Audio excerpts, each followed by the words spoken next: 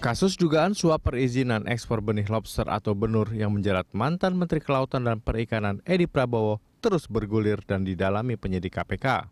Senin 15 Maret 2021, KPK telah menyita uang tunai senilai 52,3 miliar rupiah dari salah satu bank yang diduga terkait dengan tersangka kasus suap izin ekspor benur Edi Prabowo.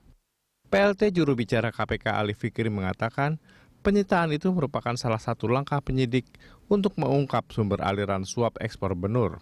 Terlebih diduga kuat uang itu berasal dari eksportir benur yang sudah mendapat izin dari KKP untuk melakukan ekspor benih lobster tahun 2020. Ini tim penyidik KPK melakukan penyitaan aset berupa uang cash, uang tunai sebesar 52,3 miliar rupiah. KPK juga terus memeriksa pihak-pihak yang terkait dan dipandang mengetahui aliran dana 52 miliar lebih terkait korupsi benur, diantaranya Irjen Kementerian Kelautan dan Perikanan Muhammad Yusuf dan Sekjen KKP Antam November. Namun Antam belum hadir penuhi panggilan KPK, sedangkan Yusuf dalam pemeriksaan membantah uang senilai 52,3 miliar rupiah untuk bank garansi itu merupakan bagian dari korupsi. Yusuf menjelaskan uang yang disita KPK merupakan jaminan dari para eksportir yang jadi hak negara. Ia juga mengatakan uang 52,3 miliar itu belum menjadi hak KKP, melainkan masih berada di pihak eksportir atau pembuka bank garansi. Sejauh ini, KPK telah menetapkan 7 orang tersangka dugaan suap terkait benih lobster tahun 2020. Mereka adalah mantan Menteri KKP Edi Prabowo, Safri dan Andrew Pribadi Misanta, staf khusus Menteri KKP, pengurus PT ACK Siswadi, Ainul Fakih, dan Amirul Mukminin sebagai penerima suap. Sementara Direktur PT 2 Putra Perkasa Pratama Suharjito, kasusnya sudah lengkap dan persidangannya tengah bergulir di Pengadilan Negeri Jakarta Pusat. Tim Liputan Berita 1. Misteri uang 52 miliar di kasus Edi, itulah tema Morning Talk kita pagi ini. Dan untuk membahasnya kita sudah terhubung dengan pakar tindak pidana pencucian uang, yang juga Dekan Fakultas Hukum Universitas Pakuan Bogor, Bu Yenti Garnasi. Selamat pagi Bu Yenti. Bu Yenti, Anda bisa mendengar suara saya, Bu? Ya, selamat pagi. Selamat pagi, salam sehat selalu. Salam sehat, Bu Yenti. Baik, selain Bu Yenti Garnasi, kita juga sudah terhubung dengan PLT juru bicara KPK, ada Pak Ali Fikri. Selamat pagi, Pak Ali. Selamat pagi, Mbak Peti. Selamat pagi, Bu Yenti. Baik, terima kasih Bu Yenti dan juga Pak Ali sudah bergabung bersama kami di Good Morning Jakarta. Sebelum kita mulai dialog, kita dengarkan terlebih dahulu pernyataan dari Inspektur Jenderal KKP M. Yusuf setelah diperiksa KPK.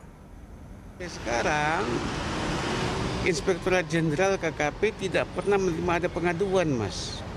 Pengaduan apa? Konkretnya apa? Semua, nggak ada tentang pengaduan suap, pengaduan adanya penyimpangan, nggak ada sampai detik ini. Nah, yang kedua, ya, yang tadi bank garansi, kan kita berharap, Mas, negara dapat duit dari ekspor ini. Karena belum ada regulasinya, kan belum bisa dipungut, Mas.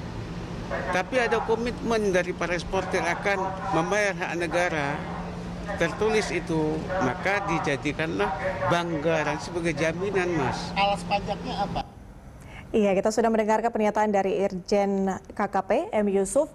Pak Ali, saya ke Anda terlebih dahulu mendengar pernyataan dari Inspektur Jenderal KKP bahwa sebetulnya uang 52 M itu bukanlah modus korupsi atau bukan masuk dalam kategori korupsi. Sementara KPK mengatakan bahwa itu merupakan bagian dari suap. Penjelasan Anda, Pak.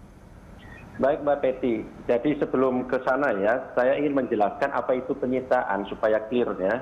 Penyitaan adalah serangkaian tindakan penyidik untuk mengambil alih dan atau menyimpan di bawah penguasaannya benda bergerak atau benda tidak bergerak yang kemudian itu dalam rangka kepentingan pembuktian dalam proses penyidikan gitu ya.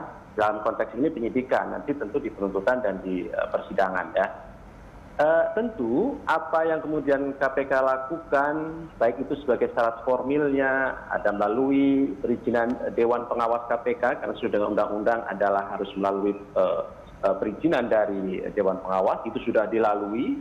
Kemudian secara materi, tentu apa yang kemudian kami cita, yaitu berupa bank garansi yang dicairkan menjadi uang senilai 52,3 miliar, adalah bagian benda ataupun uang tersebut diduga mempunyai hubungan langsung dengan tindak pidana yang sekarang sedang dilakukan proses penyidikan. Sebelum proses penyitaan tentu kami sudah melakukan pemeriksaan sejumlah saksi, pemeriksaan dokumen-dokumen termasuk juga petunjuk-petunjuk kenapa kemudian akhirnya diputuskan bahwa uang sejumlah 52,3 miliar ini dilakukan penyitaan untuk proses pembuktian yang ke depan tentu nanti akan dikonfirmasi kembali kepada para saksi yang akan kami hadirkan, termasuk bagaimana latar belakang adanya uang 52,3 miliar ini dalam bentuk bank garansi.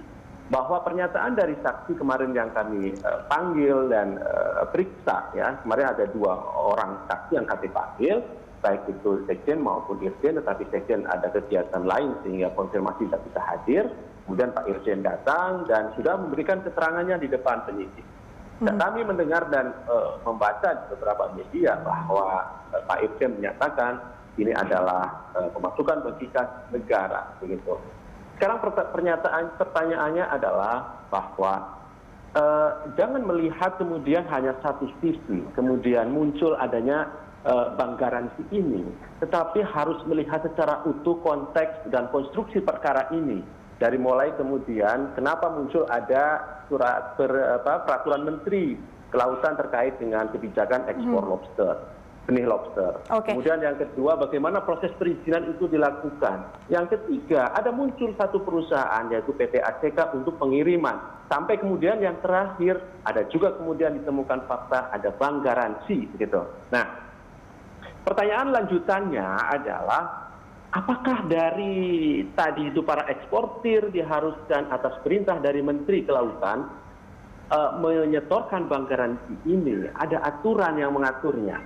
Bahwa pungutan oleh negara tentu harus ada aturannya, gitu ya. Dalam konteks ini adalah Kementerian Kelautan dan Perikanan, ya.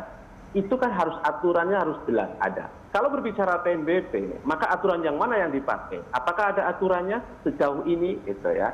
Kemudian yang kedua, jika ada aturannya, maka perhitungannya seperti apa? Kemudian sehingga terkumpul uang 52,3 miliar rupiah, gitu. Oke, ini Pak Ali, gitu, terkait Pak dengan saksi, tadi Anda sebutkan bahwa sudah ada beberapa saksi kemudian yang diperiksa, sehingga mengarahkan KPK untuk mengetahui adanya uang tersebut. Siapa saja saksi yang diperiksa itu? Saksi sudah kami periksa termasuk dari Kementerian Keuangan, ya. Kemarin dari Pak Irjen, termasuk dari Kepala Karantina Jakarta 1 Soekarno-Hatta, ya, karena memang bank garansi ini posisinya ada di Balai Karantina Jakarta 1 Soekarno-Hatta. Artinya sudah ada di Kementerian Kelautan, tetapi memang secara teknis karena perintah dari Menteri kepada Kepala BKIM memerintahkan kepada Kepala Balai Karantina untuk menerimakan bank garansi itu, gitu. Jadi ada posisi itu dicairkannya adalah ketika ada di Balai Karantina Soekarno-Hatta tadi itu, gitu. Oke. Itu beberapa saksi yang kemudian sudah menerangkan bahwa tidak ada aturan untuk itu, gitu. Baik, Bu Yanti, kalau Anda sendiri melihat apakah memang dengan adanya bank garansi ini sudah merupakan jadi satu modus korupsi atau seperti apa pandangan Anda, Bu Yanti? Selamat pagi. Kedengaran, Mbak, suaranya? Iya, bisa didengar suara? Baik. Ya, tadi apa yang disampaikan oleh Pak Ali Fikri kan memang sedang proses, ya. Mungkin ini pengembangan karena awalnya ini adalah OTT. Kalau OTT harusnya kan sudah banyak sadapan-sadapan. Nah, kalau sudah ada banyak sadapan-sadapan, mestinya saya berharap ada petunjuk mengapa sampai pada waktu itu, nanti dilihat temposnya juga ya Pak Ali Fikri, sampai ada keputusan bahwa harus ada bank garansi. Kan ini jarang ya, ini saya nggak tahu apakah memang bank garansi ini sah dalam artian sesuai dengan peraturan dan kemudian ada peraturan menteri. Peraturan menteri itu kan tidak boleh tiba-tiba muncul, tapi harus ada cantolannya undang-undang. Nah, di sini akan kita lihat kenapa ada bank garansi. Bank garansi itu satu. Yang kedua adalah apakah ini masuk BNPB.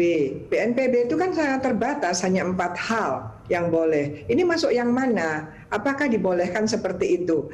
Kemudian ini kan berkaitan dengan eksportir. eksportir yang memberikan garansi kalau mereka nanti menjadi eksportir yang ditunjuk, yang memenangkan tender. Harusnya saya nggak tahu ini kah, kalau nggak salah ini kan seperti penunjukan langsung. Nah ini apakah memang ini sebagai suatu janji gitu ya?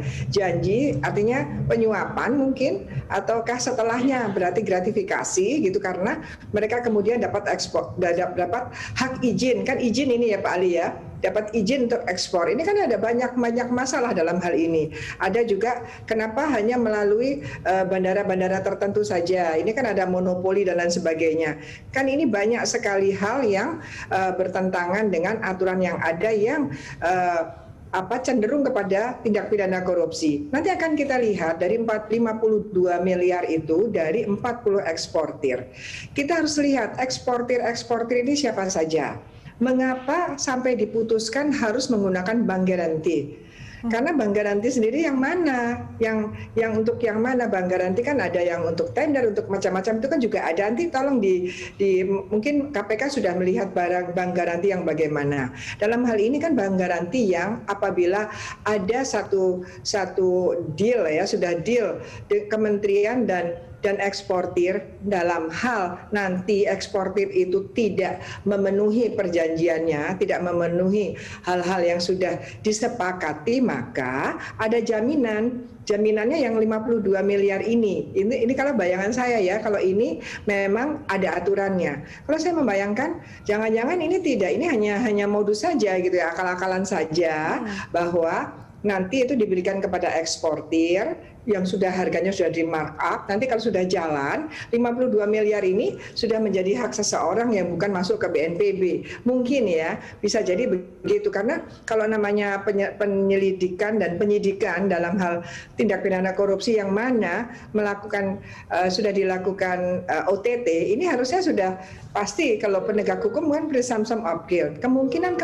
hal ini harus difikirkan. Kemungkinannya apakah ini nanti menjadi memang